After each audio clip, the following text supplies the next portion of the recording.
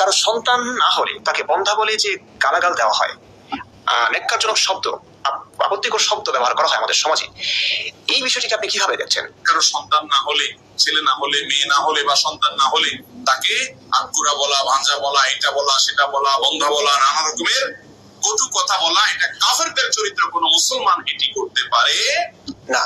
তিনি বলেন, নবী সাল্লাল্লাহু আলাইহি ওয়াসাল্লাম যখন রওনা হওয়ার ইচ্ছে করলেন তখন সাফিয়াকে তার তাঁবুর দরজায় চিন্তিতা ও অবসাদগ্রস্তা দেখতে পেলেন। তিনি বললেন, বন্ধা নেরি, তুমি আমাদের এখানে আটকে রাখবে? আমাদের সকলের প্রিয় নবী তার স্ত্রী সাফিয়াকে বন্ধা নেরি বলে অশ্রাব্য ভাষায় গালি দিলেন। নাস্তিক দাবি করছে নবীজি সাল্লাল্লাহু আলাইহি ওয়াসাল্লাম তার স্ত্রীকে বন্ধা নারী বলে গালি দিয়েছেন। নাউযুবিল্লাহ।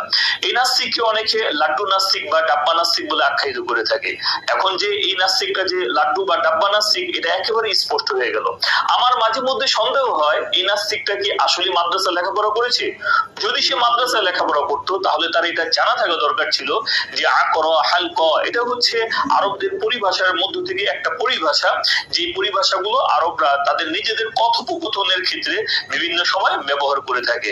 যেমন আমি আপনাদেরকে কয়েকটা উদাহরণ দেখাচ্ছি, যে এই উদাহরণগুলা আরবরা প্রকৃত অর্থে তারা কখনো ব্যবহার করে না, বরং এটা তারা অন্য অর্থে ব্যবহার করে থাকে। যেমন আপনি যদি দেখেন যে হাদিস শাস্ত্রের মধ্যে, তাহলে আপনি দেখতে পাবেন নবীজি সাল্লাল্লাহু আলাইহি ওয়াসাল্লাম বিভিন্ন সময় এই ধরনের কথা বলেছে, সাকিলাতকা উম্মুকা, যার অর্থ হচ্ছে তোমার মা তোমার জন্য বিলাপ করুক। চিন্তা করেন মিশের অর্থটা কত বড়।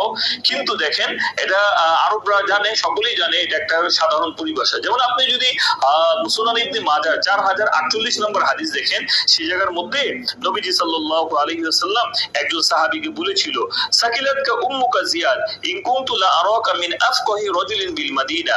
আল্লাহ নবী সাল্লাল্লাহু আলাইহি ওয়াসাল্লাম বললেন, হে জিয়াদ, তোমার মা তোমার জন্য বিলাপ করুক। তাহলে দেখেন এই জায়গার মধ্যে নবীজি সাল্লাল্লাহু আলাইহি ওয়াসাল্লাম একজন সাহাবীকে বলছেন তোমার মা তোমার জন্য বিলাপ করুক, মানে তুমি মরে যাও।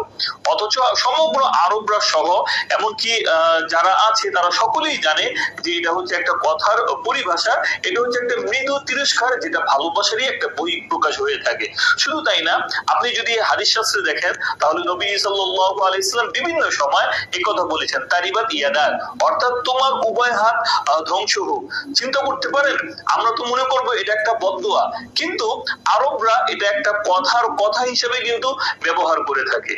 আপনি যদি বুখারী শরীফের 5090 নম্বর হাদিসটা দেখেন, সেই জায়গার মধ্যে নবী সাল্লাল্লাহু আলাইহি ওয়াসাল্লাম বলেন, তুনকাহু মারাতু লিআরবাইন লিমালিহা ওয়া লিজামালিহা ওয়া লিহাসবিহা ওয়া লিদীনিহা ফাসফার বিযাতিদ্দিন তারিবাত ইয়াদাক। নবী সাল্লাল্লাহু আলাইহি ওয়াসাল্লাম বলেন যে নারীদেরকে চারটি বিষয় দেখে বিবাহ করা হয়, তার সৌন্দর্য দেখে, তার ধন সম্পদ দেখে, তার বংশ দেখে, তার দ্বীনদারি দেখে। নবীজি বলেন যে তোমরা দ্বীনদারিটাকে প্রাধান্য দাও, অন্যথায় তোমার উভয় হাত ধ্বংস হয়ে যাক। তাহলে এই জায়গার মধ্যে সকলেই জানে নবীজি যে বলেছেন যে তোমার উভয় হাত ধ্বংস হোক, মানে তুমি ধ্বংস হয়ে যাও, এটা কিন্তু বদদুয়া উদ্দেশ্য না, বরং এটা হচ্ছে নবীজি সাল্লাল্লাহু আলাইহি ওয়াসাল্লাম এবং আরবদের একটা ভাষা রীতি।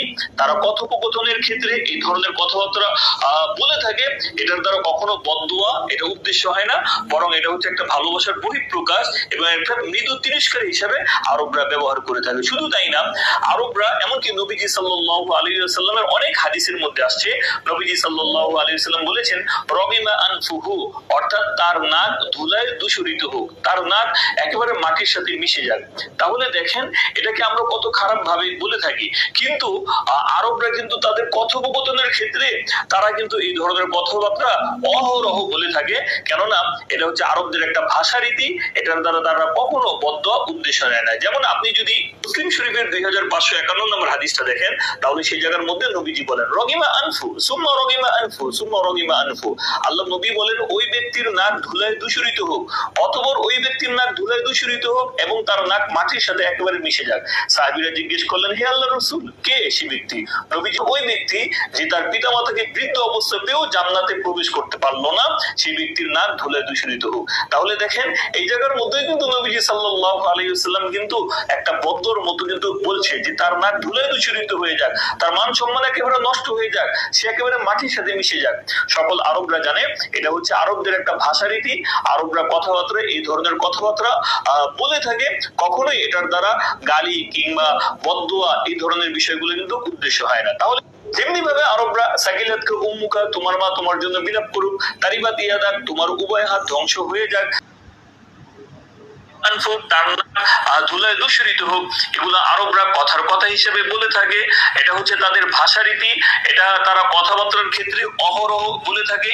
কখনোই এগুলোর দ্বারা বদদোয়া, গালমন্দ করা ইত্যাদি উদ্দেশ্য হয় না।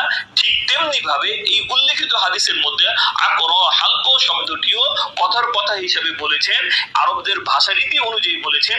এটার দ্বারা কখনো গালমন্দ এবং অন্য কোনো কিছু উদ্দেশ্য না, বরং এটা হচ্ছে মৃদু একটা তিরস্কার। এটা আমার কোনো বানানো কথা না। এই হাদিসটা যে মুসলিম শরীফের মধ্যে আসছে, এই মুসলিম শরীফের ব্যাখ্যা গ্রন্থ আছে, ইমাম নববী রাহিমাহুল্লাহ লিখেছেন, ফাতহুল মুলহিম, আল মুশাব্বির আহমদ উসমানী রাহিমাহুল্লাহ ওনারা লিখেছেন। ওই জায়গার মধ্যে বিষয়টা একেবারে স্পষ্ট করা আছে। আমি আপনাদেরকে সেই জায়গা থেকে পড়ে শোনাচ্ছি। قال عقر حلق معناه عقرها الله واصابها في حلقها الوجع وهذا مما جرى على ألسنتهم من غير قصد له فليس المراد حقيقة الدعاء بل هي كلمة اتسعت فيها العرب فتطلقها ولا تريد حقيقة معناها فهي مثل قولهم تربت يدا ونحو ذلك। এই লাড্ডু নাস্তিক আরবি জানে না, এই জন্য এই লাড্ডু নাস্তিকের জন্য আমি বাংলাটাও তুলে ধরছি। যে বললেন আকর হালক, এর অর্থ হলো আল্লাহ তাআলা তাকে আঘাত করুক এবং তার গলায় ব্যথা হোক। এটি আরবদের মুখে চলিত এমন একটি বাক্য যা তারা উদ্দেশ্য ছাড়াই বলে থাকে। এখানে সত্যিকার অর্থে কোনো বদদোয়া করা উদ্দেশ্য নয়, বরং আরবরা এই ধরনের কথা প্রচলিতভাবে ব্যবহার করে থাকে, যার দ্বারা তারা প্রকৃত অর্থ বোঝাতে চায় না। এটি সেই ধরনের বাক্যগুলোর মতোই, যেমন তার হাত ধুলোয় মিশু। এইসব কথায় আসল উদ্দেশ্য বদদোয়া নয়, বরং এটা ভাষাগত অভিব্যক্তি মাত্র। তাহলে দেখেন এই জায়গার মধ্যে কিন্তু স্পষ্ট তার ব্যাখ্যাটা কিন্তু বলে দেওয়া হয়েছে। এটা হচ্ছে একটা ভাষাগত একটা অভিব্যক্তি প্রায় মাত্র। এটা কোনো গালমন্দ না, এটা কোনো বদদোয়া না, এটা হচ্ছে মৃদু একটা তিরস্কার। তাহলে এই নাস্তিকটা এই জায়গার মধ্যেও অপব্যাখ্যা করে মানুষের সামনে ভুলভাবে উপস্থাপন করার চেষ্টা করছে। তো সে প্রথমে এরকম ভাবে আসছে যে দুইজন শায়েখ তারা নাস্তিক হয়ে যাচ্ছে। এই জায়গার মধ্যে সে প্রতারণার আশ্রয় নিয়ে পরবর্তীতে দেখালো যে শায়েখ আহমদুল্লাহ তো আরেকজন আলেম তারা এরকম ভাবে আসছে, এআই দিয়ে বানিয়েছে, এরকম ভাবেও তারা হাদিসের অর্থগুলাকে অপব্যাখ্যা করে মিথ্যার জালিয়াতি করে বিভিন্ন ধরনের মিথ্যার আশ্রয় নেয়। এই নাস্তিক এই ধরনের কাজ কারবার করে থাকে। অতএব প্রিয় দর্শক, কখনোই এই নাস্তিকের কথা আপনারা বিশ্বাস করবেন না, এবং এই নাস্তিক যে সে সবসময় অপব্যাখ্যা করে থাকে এটা আপনারা মনে রাখবেন। তবে একটা বিষয় আমাদের মনে রাখতে হবে, এক দেশের গালি আরেক দেশের বুলি। যে দেশের মধ্যে বিভিন্ন শব্দগুলোকে গালি হিসেবে ব্যবহার করা হয় এবং এগুলোর দ্বারা মানুষকে কষ্ট দেওয়া উদ্দেশ্য হয়, ওগুলা কিন্তু আরেকজন মানুষের ক্ষেত্রে কিন্তু ব্যবহার করা যাবে না। এটা আমরা জানতে পারবো সামাজিক প্রচলনের মাধ্যমে, প্রুফের মাধ্যমে। তাহলে প্রিয় দর্শক, এটাই ছিল এই নাস্তিকের অপব্যাখ্যার একটা জবাব। আপনাদের কাছে ভিডিওটি কেমন লেগেছে কমেন্টে আমাদেরকে জানাতে পারেন। ভিডিওটি যদি আপনাদের কাছে ভালো লাগে, মানুষকে সতর্ক করার জন্য অবশ্যই আপনারা ভিডিওটি শেয়ার করতে পারেন। আল্লাহ তাআলার কাছে দোয়া, আল্লাহ তাআলা আমাদের সকলকে ভালো রাখুক, সুস্থ রাখুক। আসসালামু আলাইকুম ওয়া রাহমাতুল্লাহ।